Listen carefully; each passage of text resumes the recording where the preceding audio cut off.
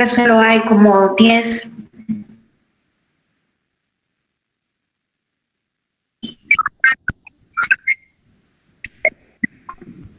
¿Cuántos son? De verdad, a mí me salen 10, fíjate. Bueno, pero voy a iniciar así porque ya son las 2:15 según mi reloj.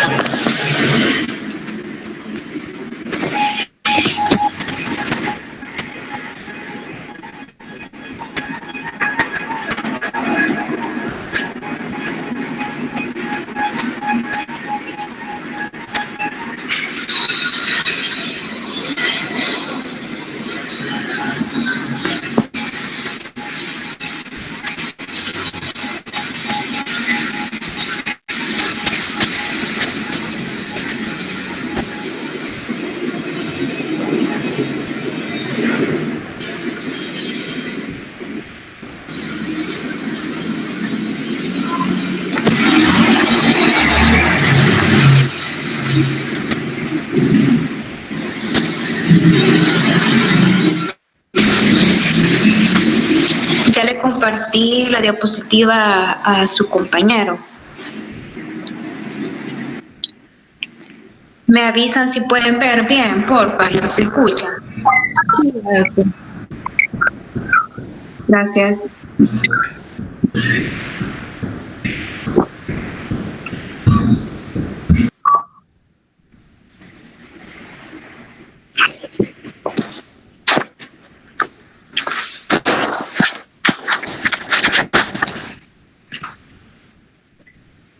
Bueno, buenas tardes. Este día vamos a hablar sobre desnutrición y obesidad infantil. Son dos temas muy importantes que debemos abordarlos en pediatría.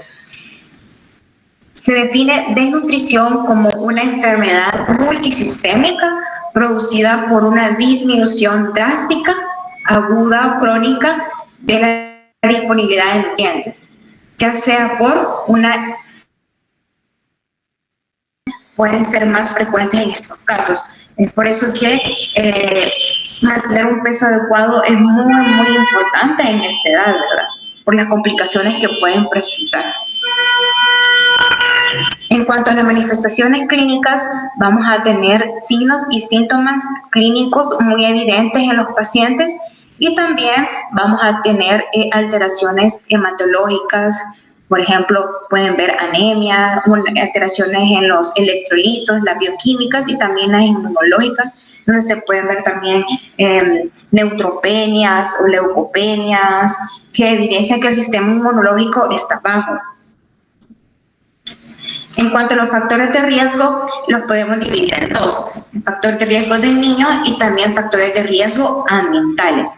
Del niño, un niño que tenga un bajo peso al nacer, es de vigilarlo, porque tiene que tener una alimentación que le haga aumentar el peso que debería de tener según su edad, ¿verdad? Según los meses que tenga.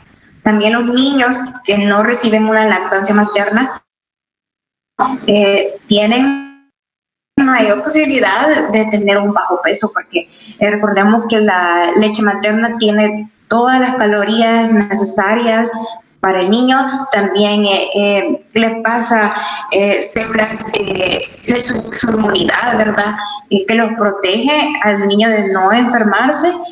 Y también otro factor que es bien importante y que se da aquí en nuestro país es la alimentación complementaria tardía. ¿Qué pasa? A veces los papás les inician la alimentación complementaria después porque no tienen como recursos económicos.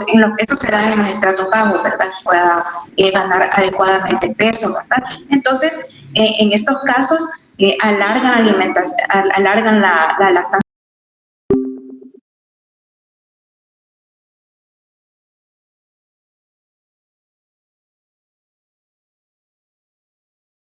Tienen una adecuada adecuada absorción a nivel intestinal por las enfermedades que ya mencioné anteriormente, la enfermedad de Crohn, el Hirschsprung, un intestino corto, ¿verdad? O niños con enfermedades crónicas, renales o oncológicas. En cuanto a los factores ambientales, lo que ya conocemos, niños con un estatus económico bajo, ¿verdad? Porque no pueden alimentarlo bien, niños que tienen malos hábitos alimentarios, es decir, que comen solo comida procesada, nada de alimentos nutritivos o alimentos con calorías vacías, muchos dulces, o una higiene, un saneamiento insuficiente. En cuanto a la clasificación de la nutrición, la podemos clasificar en 4 tipos, según su etiología, que puede ser primaria o secundaria. La primaria, esta se va a deber a todas las causas que ya les mencioné anteriormente, es decir, que no está recibiendo el niño una alimentación adecuada, es por nutrición, ¿verdad? No está recibiendo energía, los nutrientes, las proteínas, todo lo que él necesita para mantener su estado basal bien y un adecuado peso. Ya la secundaria, eso se va a deber a enfermedades que le está provocando al niño que no tenga una adecuada absorción o una pérdida de peso, ¿verdad? Más adelante vamos a ir hablando de cada una de ellas, ahorita solo se las voy a mencionar a grosso modo. Según su intensidad, puede ser leve, moderada y severa. Aquí vamos a calcular nosotros, vamos a ver una fórmula más adelante de cómo calcular el peso ideal del niño y también calcular el porcentaje de déficit de peso, y según esto vamos a clasificar si es leve, moderada y severa. Según el tiempo de presentación, si es una enfermedad aguda, ¿verdad? O si es una enfermedad crónica de larga evolución que ha ido presentando el niño, pérdida de peso, aunque sea poca, pero esta a lo largo se ha acumulado y ya se ve evidente la pérdida de peso. Y según su presentación clínica, que puede ser marasmo o Sjogren. En cuanto a la clasificación según su intensidad, según Federico Gómez, que es una escala de nutrición donde se calcula el porcentaje de déficit que tiene el niño, ¿verdad? Primero tenemos que calcular cuál tiene que ser el peso ideal del niño según su edad. Aquí nosotros podemos ver unas fórmulas que les he puesto en ese color fucsia, ¿verdad? Hemos puesto las edades y como ustedes pueden ver, si un niño tiene de 3 a 12 meses, su fórmula para calcular el peso ideal es edad más 9 entre 2, ¿verdad? Y si un niño tiene de 1 a 5 años, su peso ideal se calcula de edad, la edad que tiene el niño, por 2 más 8. Y de ahí, si tiene de 7 a 12 años, la edad por 7 menos 5 entre 2. Entonces, lo primero que vamos a hacer nosotros es calcular el peso ideal según su edad. Si el niño tiene, por ejemplo, vamos a verlo aquí, que les puse un ejemplo. Si el niño tiene, hagamos un ejemplo, tiene 5 años, ¿verdad? Nosotros vamos a poner 5 por 2 más 8. Entonces, ese cálculo nos va a dar un aproximado de 18 kilos. Entonces, si en la consulta nos viene un paciente de 5 años, nosotros debemos de calcular el peso ideal, ¿verdad? Si lo pesan al niño y el niño pesa 15 kilos o 10 kilos y tiene 5 años, nosotros tenemos que hacer la idea de que ese niño ya tiene un bajo peso. Por eso tenemos que calcular primero el peso ideal. Bueno, ahora que ya sabemos cómo calcular el peso ideal del paciente según su edad, vamos a utilizar esta fórmula que dice el peso ideal menos el peso real del paciente. Si el peso ideal es 18 kilos y el peso real, un ejemplo, es 10 kilos, ¿verdad? Así vamos a obtener la cantidad de déficit, ¿verdad? Y eso lo vamos a tener que hacer una regla de 3 y calcular el porcentaje que nos vamos a guiar según esta tablita. Les traigo un ejemplo para que lo practiquemos. Vaya, un niño de 5 años que llega a la consulta que pesa 10 kilos. Tenemos que calcular el peso ideal y el grado de desnutrición, ¿verdad? Ya sabemos cuál es la fórmula para calcular el déficit, que es peso ideal del niño menos el peso real. Entonces, si tenemos que su peso ideal es 18 y según la fórmula ponemos 18, que es el peso ideal, y el niño nos pesó en la consulta 10 kilos, tenemos que, según la fórmula, nos sale un déficit de 8 kilos, ¿verdad? Entonces, vamos a hacer una regla de 3. Si los 18 kilos son el peso ideal del paciente es el 100%, ¿cuánto equivale 8 kilos? Eso es para sacar el porcentaje, ¿verdad? Entonces, hacemos la regla de 3, 8 por 100 entre 18, nos va a dar 44. Esa es la regla de 3 que vamos a hacer para sacar el porcentaje, porque en la tabla nos da los grados según el porcentaje de déficit, ¿verdad? Entonces sacamos que nos dio un 44% de déficit. Ahora que ya sabemos que es 44, solo lo buscamos el porcentaje que nos salió, ¿verdad? Y podemos ver que este es un grado de nutrición 3, donde el déficit es mayor del 40%, es decir, severa. No sé si me di a entender. ¿Hola? Hola. Sí, sí. Hola. Vaya, entonces, hola, sí, doctora, sí. Sí, vaya. Entonces, aquí está el ejemplo que vimos, se los dejo en las diapositivas, ¿verdad? Tenemos que hacer una regla de 3 para sacar los porcentajes. Aquí nos dio 44 el déficit, ¿verdad? Y buscamos aquí el grado. Si es mayor de 40, decimos que es grado 3, que es una desnutrición severa. Y así vamos a ir calculando. Me interesa mucho que se aprendan esta fórmula. Estas fórmulas para calcular el peso ideal. En el examen vienen unas preguntas así: ¿cuánto es el peso ideal de un niño de 7 años? ¿Cuánto es el peso ideal de un niño de X meses? Entonces, para que se los aprendan. Y así va a ser más fácil para ustedes, porque cuando vean a un niño y con tan solo saber la edad, ¿verdad?, ustedes pueden saber más o menos cuánto debería de pesar y así detectar, según el peso real del paciente, el déficit de nutrición, ¿verdad? Entonces, eso se lo aprende, porfa, porque sí le voy a preguntar en el examen, y también vamos a poner en el examen un ejemplo, ¿verdad?, para que también lo repasen, lo dejo en las diapositivas, está ahí como bien desglosado, y se aprende también la tablita de los grados de nutrición. Porque el ejercicio les pide que pongan el peso ideal del paciente en el examen, ¿verdad? Y también la clasificación, ¿verdad?, el porcentaje de déficit que va a tener el niño. Vaya, en cuanto al tiempo de duración, vamos a utilizar la clasificación de Waterloo. Vamos a hacer también una fórmula, ¿verdad?, que nos pide el peso del niño, el peso que debe tener según la talla, ¿verdad? Entonces, nosotros vamos a calcular, ¿verdad? Podemos ver ahí la fórmula, el peso real por 100 entre el peso ideal para la talla. Y eso nos va a dar los porcentajes. Y hacemos igual, ¿verdad? Solo vamos sustituyendo los pesos, el real y el ideal, ¿verdad? Y según la división que nos dé en la fórmula, vamos a ir buscando en la tabla, ¿verdad? Esta casi no la utilizamos, ¿verdad? Solo la muestro para que ustedes la conozcan, pero la que vamos más a utilizar es esta, la de Federico Gómez. En cuanto a la clínica, tenemos que vamos a presentar dos tipos, el marasmo y el Sjögren. En cuanto al marasmo, según su epidemiología, esta va a estar predominantemente en lactantes. Se da más que todo por una ingesta disminuida de calorías, de proteínas y también vitaminas.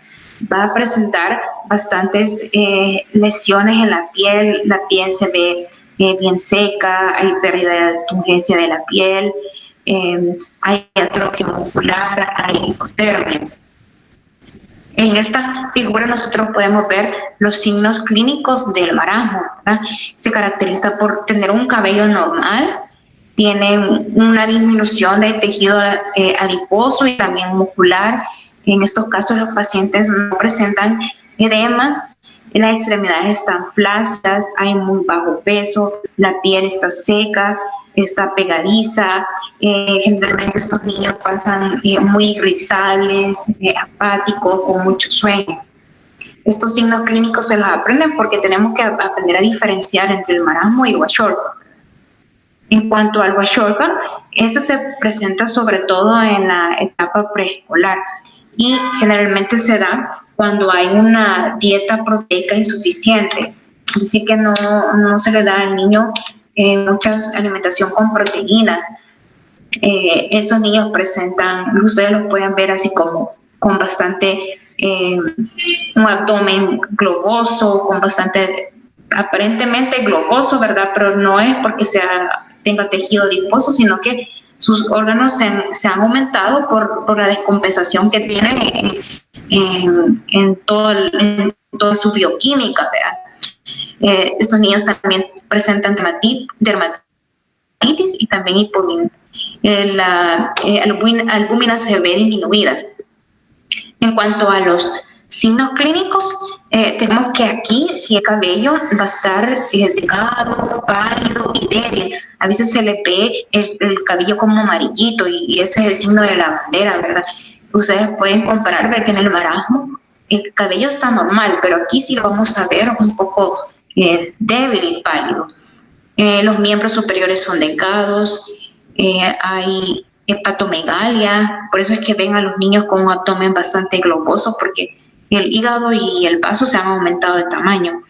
También aquí sí los niños presentan edema en las extremidades y también hay anemias leves y los niños están apáticos, con mucha tendencia al sueño, tienen bajo peso y también hay bastantes alteraciones a nivel de la piel.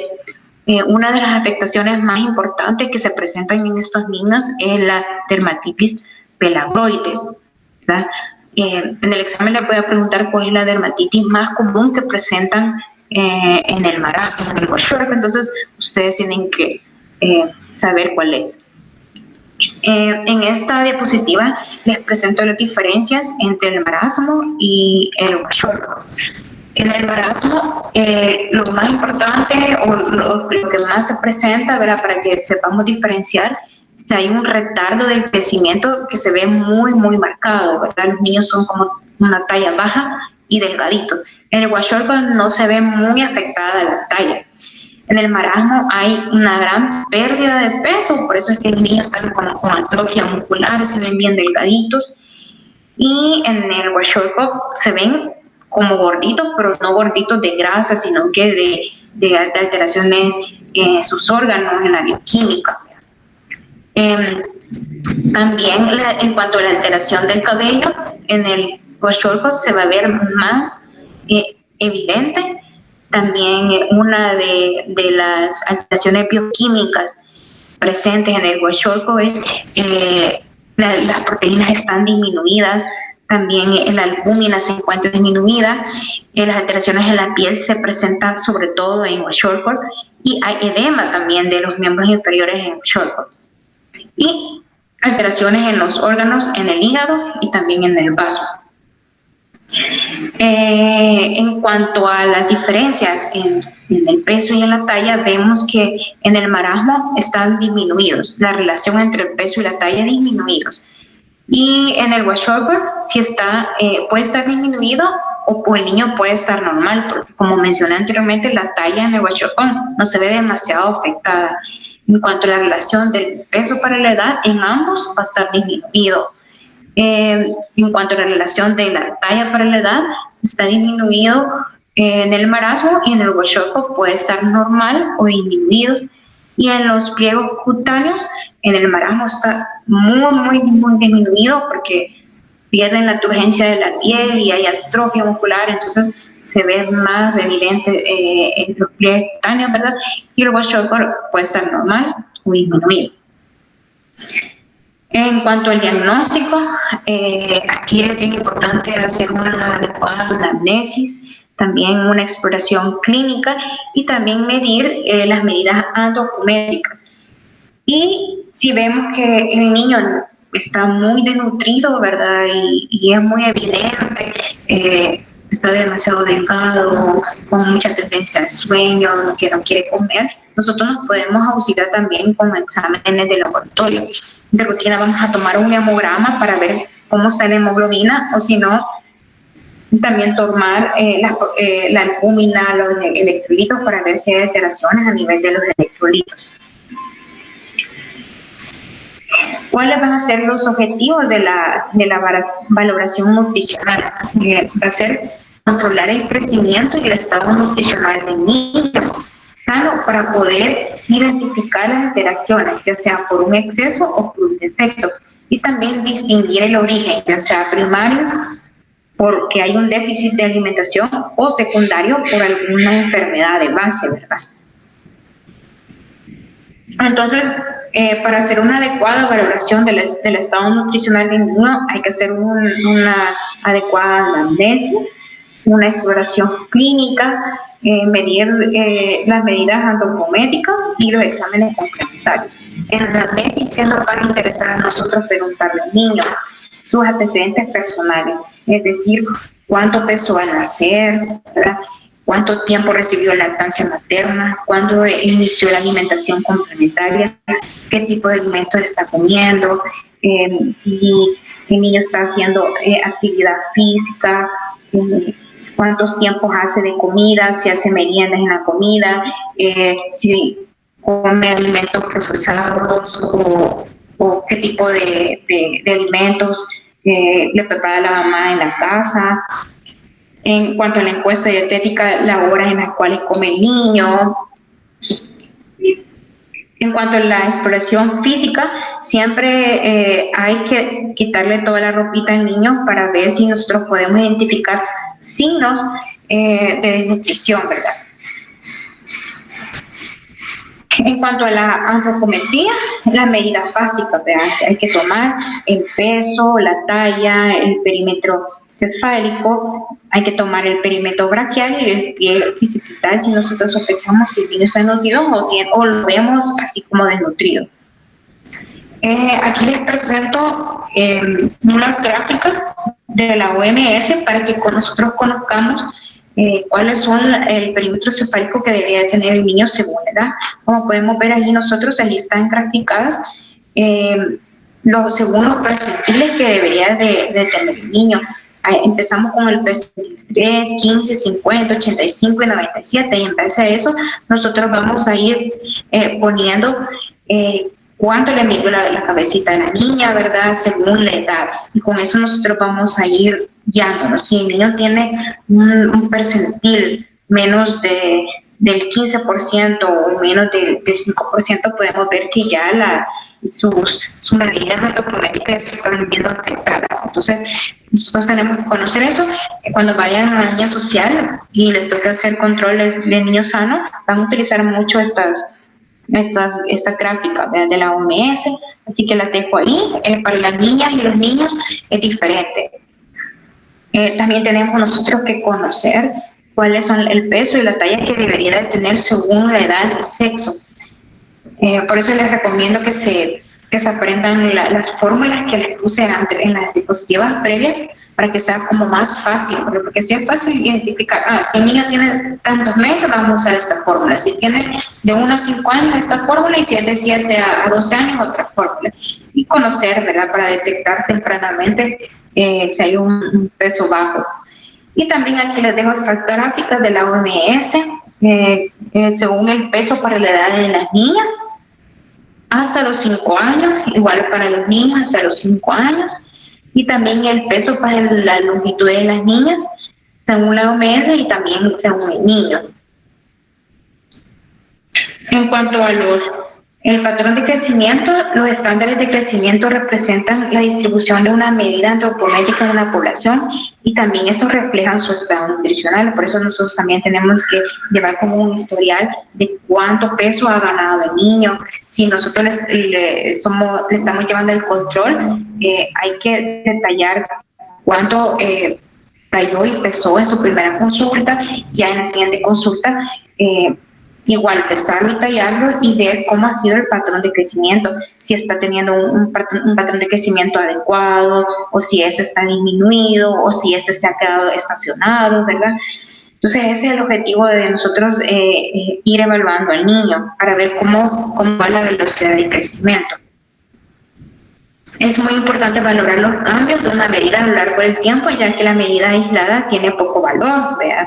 Eso es como un historial que nosotros debemos llevar, porque que haya tenido un pequeño retraso de crecimiento de la talla no significa que ya está entrando en una disminución, una gran pérdida de peso, sino que, como dice allí, esto es un historial que debemos de llevar al niño. Las medidas seriadas nos van a permitir a calcular la velocidad de crecimiento, sobre todo de la talla, y también construir un perfil del desarrollo del niño. En cuanto a los exámenes, no todo niño le vamos a tomar un examen complementario, solo le vamos a tomar exámenes a aquellos niños que nosotros vemos que sí tienen un bajo peso bastante evidente y pues algunos niños presentan síntomas, si está sintomático también, algunos niños se ven pálidos, se ven con mucha tendencia al sueño, hipoactivos, que no quieren comer, no quieren hacer nada, y si usted lo ve demasiado delgadito, también hay que dejar un hemograma para ver cómo está la hemoglobina, la bioquímica, para ver los electrolitos, cómo está la albúmina, cómo están las proteínas, un examen de orina para ver si no tienen una infección de vías urinarias. Una de las causas bastante comunes en pediatría es que presenten infecciones de vías urinarias, y los niños presentan bastante vómitos y también retardan el crecimiento. Entonces es bien importante también, si vemos un niño con un retardo de crecimiento, un retardo de la talla, hay que dejarle un ego para descartar una infección de vías urinarias, un examen general de heces para descartar que tenga ya sea una infección viral, bacteriana o parásitos, y los electrolitos para ver cómo están. Eso en cuanto a la nutrición. Ahora vamos a hablar sobre la obesidad infantil. La obesidad infantil consiste en un acúmulo de tejido graso en el organismo en relación a otros componentes corporales y suele ser por un balance energético positivo, o sea que el niño está recibiendo demasiadas calorías y está perdiendo, o sea, está recibiendo más de lo que debería de tener para mantener su metabolismo basal. Por eso es que se acumula como grasa. Todo alimento en exceso, ya sea los azúcares, ya sea proteínas o grasas, que sobrepasa el requerimiento normal que debería de tener el niño, lo van a acumular como grasa. Entonces, por eso es que decimos que tiene un balance energético positivo. Se acepta que un niño obeso, nosotros tenemos que calcular el IMC de cada niño, y si ese sobrepasa en 2 o más deviaciones estándar según su valor medio, nosotros podemos clasificar la obesidad. Aquí más adelante lo vamos a explicar, pero tenemos que sacar en todos los niños el IMC para poder clasificarlo. En cuanto a la epidemiología, tenemos que se da más que todo en el sexo femenino, antes de la pubertad, mayor frecuencia en los condiciones socioeconómicas bajas, y últimamente, según la literatura, sí ha habido un incremento de casos de obesidad en los niños, y como ustedes ya saben, ya la obesidad ya es catalogada como una enfermedad. Es igual que un niño nutrido, que un niño obeso está enfermo, ¿verdad? No. Entonces hay que ponerle bastante atención. En cuanto a la etiología, puede ser multifactorial. Pueden ser desde factores genéticos que tienen una alteración en hormonas o en genes como la leptina, que más adelante vamos a hablar de ellas. También cuando los niños tienen un peso al nacer alto, cuando son macrosómicos. Todo niño que tenga una obesidad y tiene menos de 6 meses, nosotros tenemos que ponerle muchísima atención, ¿verdad? Porque no es normal que un niño de menos de 6 meses sea demasiado gordito. Otro de los factores que menciona la literatura son los niveles socioeconómicos, la exposición fetal.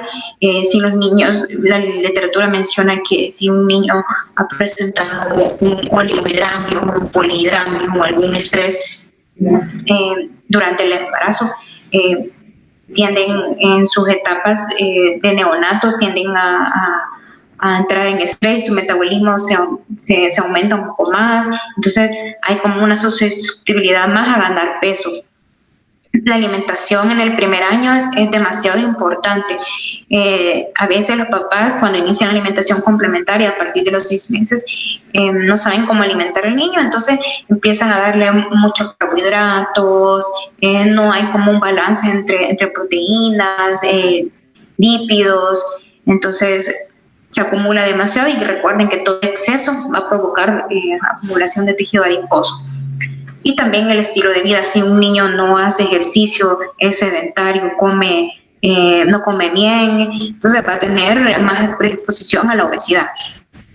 En cuanto a la clasificación, la vamos a clasificar en 3 tipos. Está la obesidad exógena o poligénica, que sobre todo se debe a factores exógenos. Un niño no está recibiendo una alimentación adecuada. Más adelante voy a hablar de cada una de ellas. También tenemos la obesidad monogénica. Esta más que todo es de origen genético. Hay una alteración a nivel de los genes y que va a provocar que el niño gane más peso, y sobre todo se presenta en los niños que tienen una obesidad. Aquellos niños que ustedes que ven como en la foto, ese niño no es normal. O sea, todo niño menor de 6 meses que se ve así, demasiado gordito, hay que estudiarlo, hay que remitirlo al endocrinólogo para que le haga pruebas, porque probablemente sí sea una obesidad de tipo monogénica. Y también está la otra obesidad asociada al síndrome polimorfos. Vamos a hablar ahorita un poco sobre la obesidad exógena. Es la más común y la más frecuente. Esa es una etiología multifactorial. La acumulación de exceso de energía se acumula, ¿verdad? En el cuerpo hay un exceso de tejido adiposo, no hay una alimentación o una nutrición adecuada, y la actividad física se ve disminuida, ¿verdad? Los niños aunque comen mucho, pero comen calorías vacías, están malnutridos, entonces, y no hacen actividad física y aumentan de peso, ¿verdad? Entonces, en la obesidad exógena, todo es factores ambientales o el tipo de alimentación que recibe el niño, o si realiza o no actividad física, que es la más común. Entonces, estos niños los factores ambientales actuarían como sobre una base poligénica que determina el desarrollo de un fenotipo obeso, ¿verdad? O sea, que tienen la predisposición, no está a nivel genético, pero sí tienen la predisposición, y por los factores ambientales, nutricionales y actividad física aumentan de peso. En cuanto a la obesidad monogénica, eso sí tiene que ver con los genes, ¿verdad? Hay que prestarle bastante atención a esto, ¿verdad? Porque hay alteración a nivel de los genes. Entre las alteraciones más comunes, las mutaciones que podemos ver son en la leptina, en el receptor de la leptina, en el receptor 4 de la melanocordina y en la prohormona convertasa 1. Esas son las más comunes para que ustedes se las aprendan. Vean, mutaciones a nivel de estos genes. Ahí es donde hay una alteración, entonces el niño va a verse muy obeso. Generalmente los niños que tienen una obesidad monogénica se ven como así, como ven el niño que está en la foto. Niños chiquititos de menos de 6 meses con demasiado peso. Hablar un poquito de cada una de estas, ¿verdad? La deficiencia congénita de la leptina genera una obesidad de inicio temprano, generalmente en los primeros 3 meses de vida, y se acompañan también de una alteración de las gónadas. Eso es en la deficiencia de la leptina. Cuando hay una mutación a nivel del receptor de la leptina, ¿verdad? La obesidad se presenta igual, ¿verdad? Antes de los 6 meses de vida.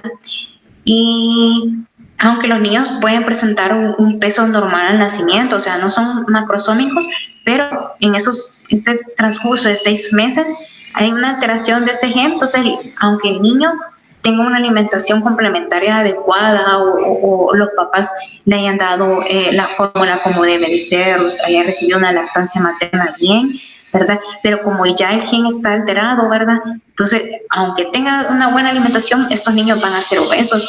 Entonces, hay que hacer las evaluaciones, hay que tomar exámenes, porque eso no es normal. En cuanto a las mutaciones en el receptor MC4R, suponen la causa más frecuente de obesidad monogénica. Eso se le aprende. Le voy a preguntar cuál es la alteración en los genes más común que podemos ver y ustedes me van a poner en ese receptor, ¿verdad? El MC4R. Y la mayoría de las mutaciones son heterocigotas, son heredadas de forma dominante y clínicamente cursan con una obesidad o una hiperfagia. Y cuando hay una mutación a nivel del PCSK1, se asocia también a una obesidad de inicio temprano. Estos niños presentan bastantes diarreas, y también hay alteración a nivel de las gónadas, alteración a nivel de la insulina. Vaya, entonces, ¿cuáles van a ser los rasgos clínicos de una obesidad genética? Estos niños van a tener una talla baja. Es una obesidad grave refractaria, es decir, que a pesar de que lo lleven al nutricionista, al bebé, ¿verdad? O alimenten súper bien, el niño siempre se va a ver así, de gordito. Eso no es normal.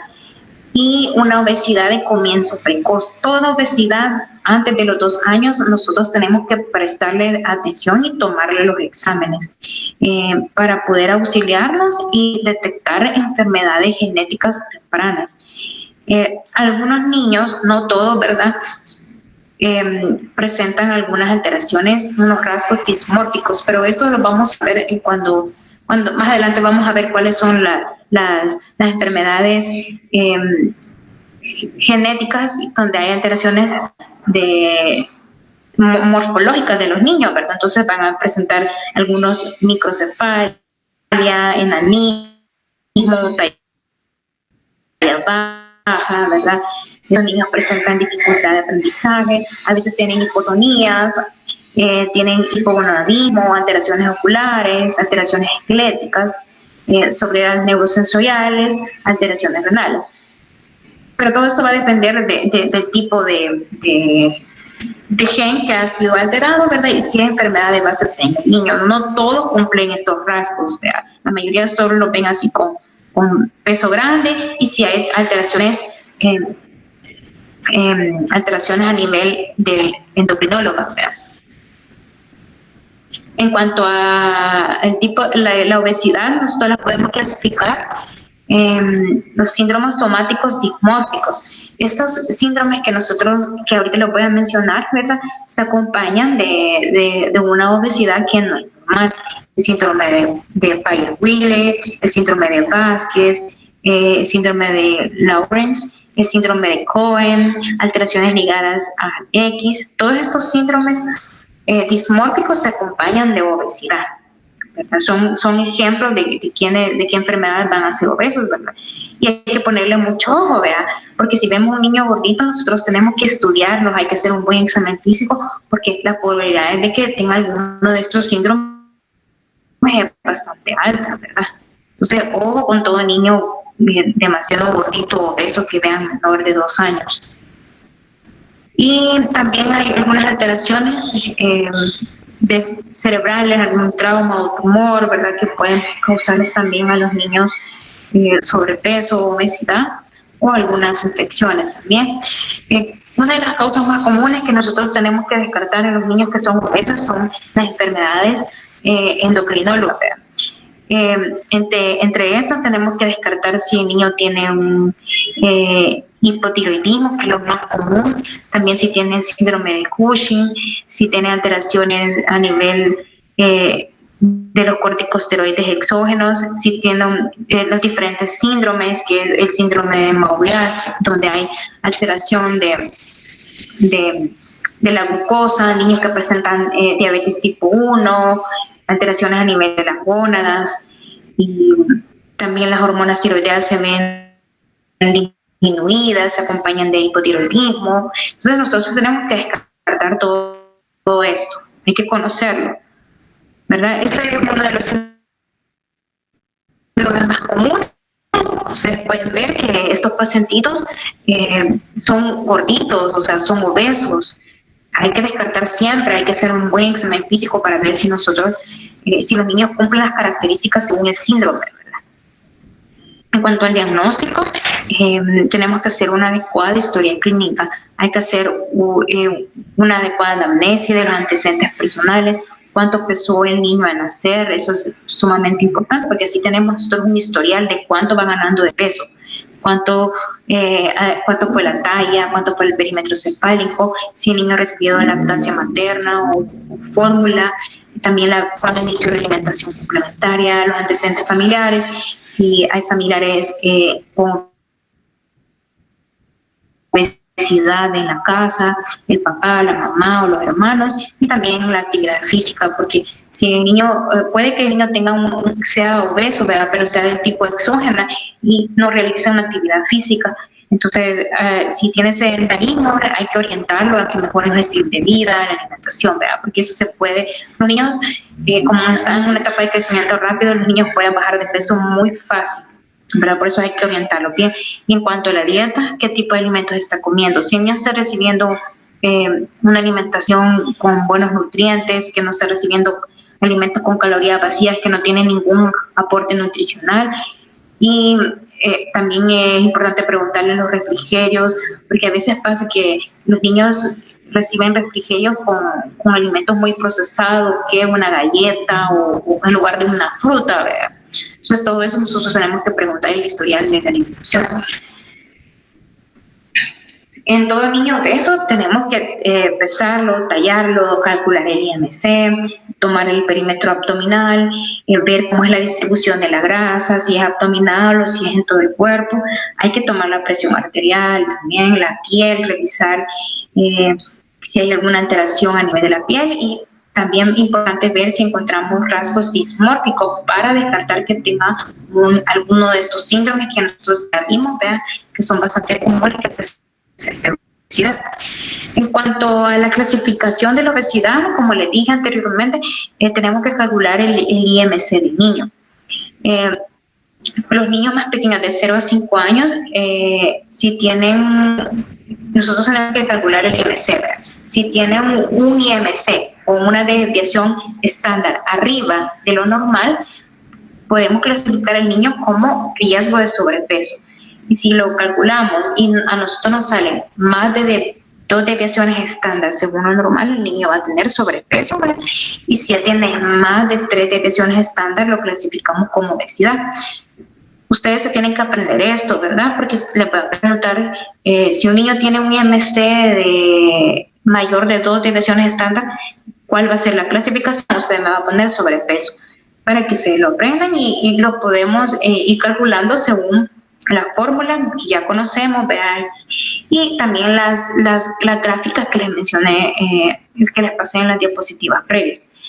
Y para los niños mayores y adolescentes, igual hay que calcular el IMC, y si tienen una desviación estándar arriba de lo normal, lo clasificamos como sobrepeso, y obesidad si tiene 2 desviaciones estándar arriba de su IMC. Podemos ver que hay diferencias, ¿verdad? De un niño de 0 a 5 años y también en niños ya preescolares y adolescentes. Esta es la gráfica de la IMC, varía igual en el sexo. Esta es de las niñas, nosotros podemos ver ahí en el eje de las X la talla, ¿verdad? Y en el eje de la Y está el IMC. Y ahí podemos ver nosotros cómo está graficado lo normal que debería de tener, ¿verdad? Y ahí clasificamos según la desviación estándar, nosotros vamos a ir ahí poniendo cuál es el IMC del paciente. Y en base a eso también podemos clasificarlos. Y es diferente tanto en niñas para en niños.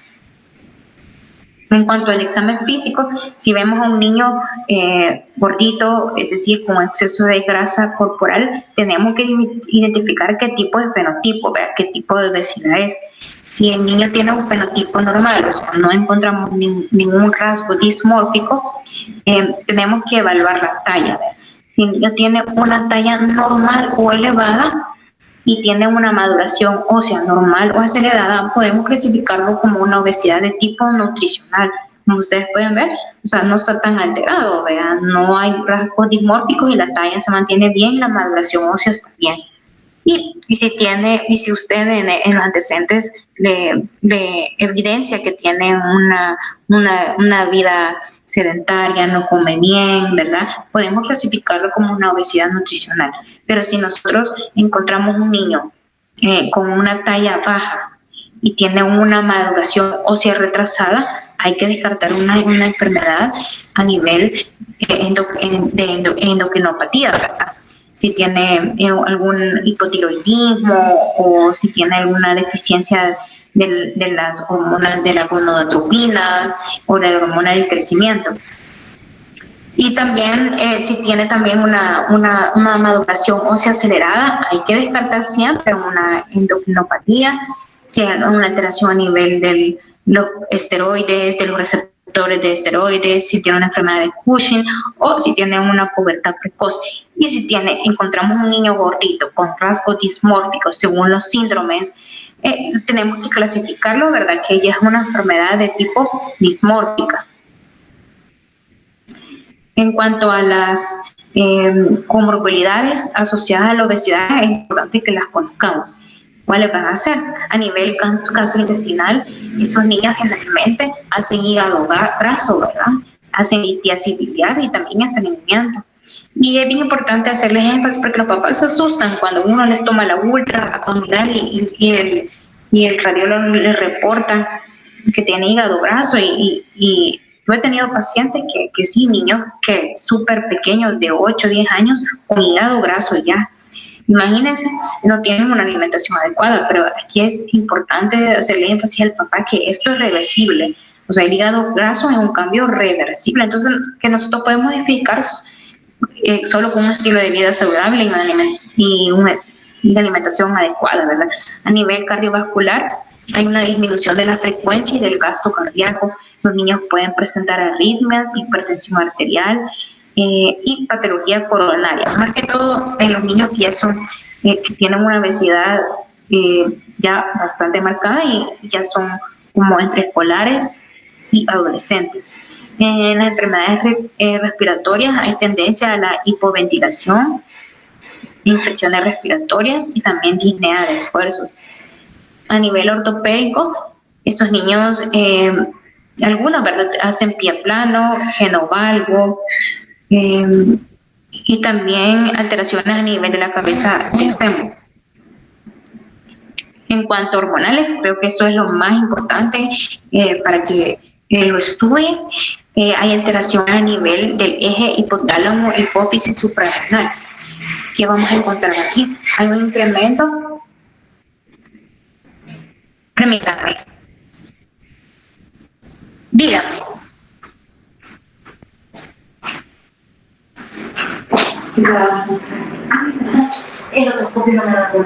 No, yo te lo voy a dar, solo terminar la clase.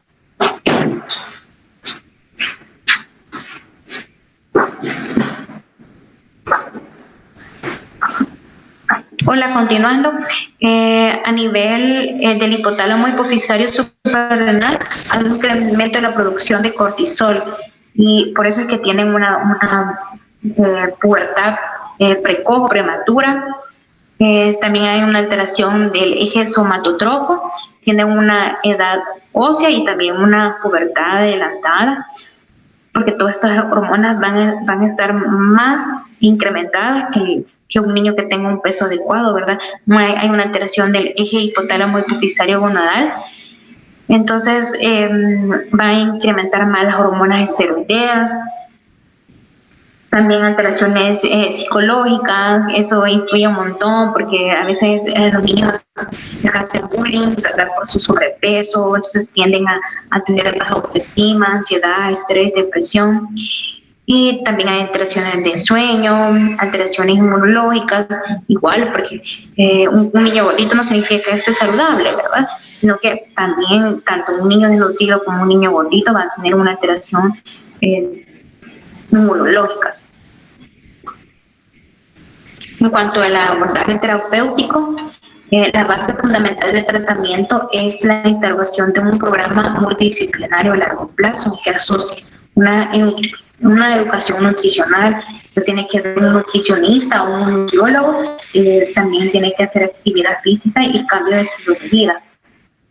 Y es importante en los niños que si van a optar un estilo de vida o cambio en su dieta, también los papás adopten un estilo de vida para que el niño se sienta apoyado, porque a veces pasa de que solo el niño lo quieren poner a que coma, que esté a dieta, que haga ejercicio, pero los papás, la mamá o el hermano no están comiendo mal, entonces el niño no se siente apoyado y generalmente no cumplen con el tipo de alimentación sana. Entonces todos tienen que cambiar para que se sienta apoyado.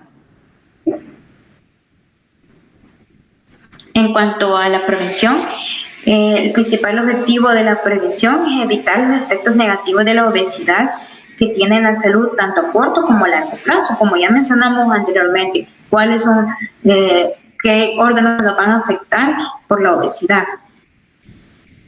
Entonces, para las estrategias para la prevención de la obesidad, es bien importante que si la familia, ¿verdad?, planea tener un bebé, evitar a nivel, en los controles prenatales, evitar la malnutrición en exceso o por defecto, que tiene que hacer un ejercicio físico moderado en la mamá, no tiene que fumar, no tiene que tener o beber alcohol.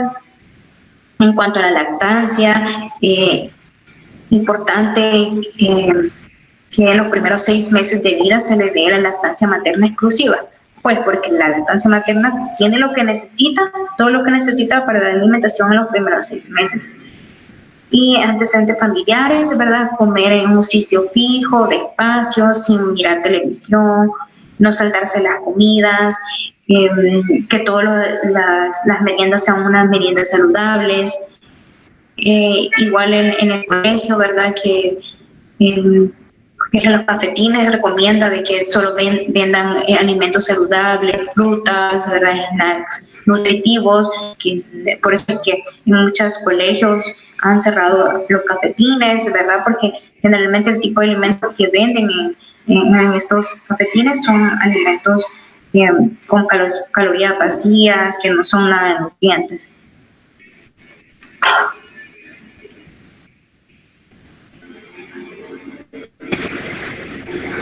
Es bien importante que nosotros lo tengamos bien claro cuáles son los criterios que vamos a tomar nosotros en cuenta para poder enviar una interconsulta para que lo vea un especialista al pasar todo niño que veamos obeso. Si sospechamos o evidenciamos una alteración genética, endocrina o sindrómica que nos puede causar la obesidad, es decir, si usted al examen físico le ve a un niño algún rasgo dismórfico que no es normal, tenemos que mandarlo para que lo revise el endocrinólogo, ¿verdad?, para que le haga exámenes complementarios. Si el niño tiene una talla inferior al percentil 10 o si usted evidencia una velocidad de crecimiento menor al percentil 5 para su edad y sexo, también tenemos que poner mucha atención, porque muchos de estos síndromes se acompañan de obesidad y enanismo, talla baja, entonces tenemos que descartarlo.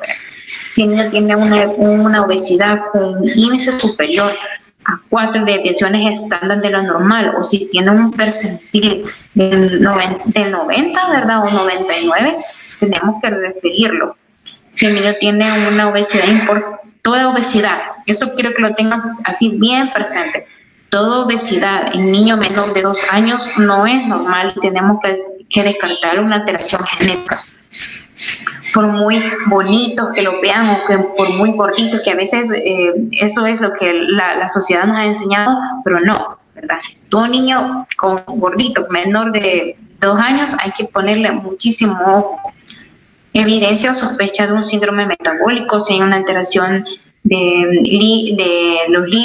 nivel de las hormonas lípicas, o también hay una hipertensión arterial en el examen físico, nosotros tenemos que referirlo. O si el niño está muy sintomático, que tiene disnea, tiene hipertensión arterial, nosotros tenemos que referirlo también. Si hay una evidencia de comorbilidades, como por ejemplo una estatosis hepática, que es el mismo que el hígado graso. En el caso de niñas, si tienen ovarios poliquísticos, tenemos que descartar un síndrome metabólico.